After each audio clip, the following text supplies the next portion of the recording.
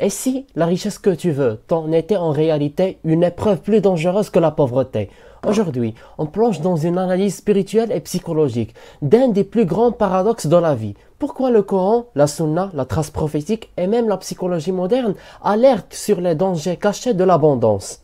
Reste bien jusqu'à la fin, car tu découvriras 3 signes que ta richesse est en train de te détruire. La pauvreté t'oblige à dépendre d'Allah. Le pauvre, même s'il souffre, cherche constamment Allah. Il l'implore, il le craint, il le remercie pour le peu qu'il a et surtout, il est humble. Le Coran le dit clairement. Certes, l'homme devient transgresseur dès qu'il se voit s'estimer suffisant. Dans la sourate Al-Alaq. Mais alors, qu'est-ce qui rend le riche plus vulnérable spirituellement?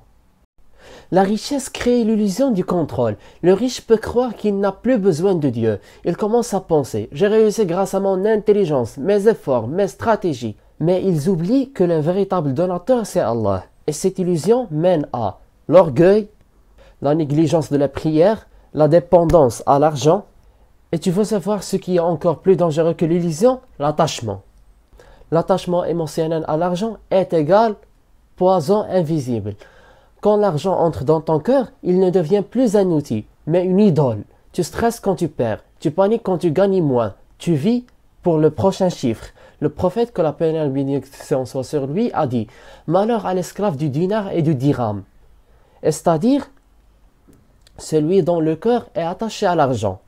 Tu penses être protégé de ça? Découvre maintenant les 3 signes invisibles que ta richesse est en train de te détester et peut-être te détruire.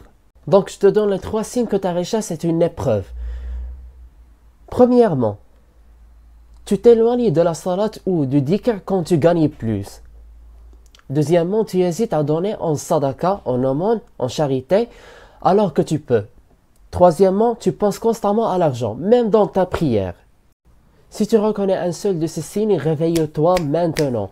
Recentre ta niya, ton intention. Utilise ta richesse comme un moyen, jamais comme un but. Tu vas savoir comment réussir l'épreuve de ta richesse, de la richesse, sans perdre dans ton âme. Donc je te donne comment réussir l'épreuve de la richesse. Niya claire, l'intention claire. Ya Allah, je veux cette richesse pour te servir.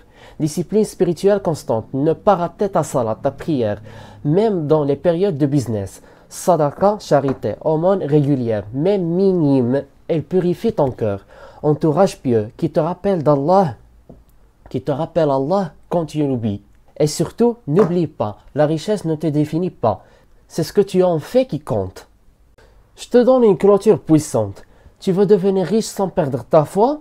Alors n'oublie jamais cette phrase. L'argent entre tes mains, pas dans ton cœur. L'argent entre tes mains, pas dans ton cœur.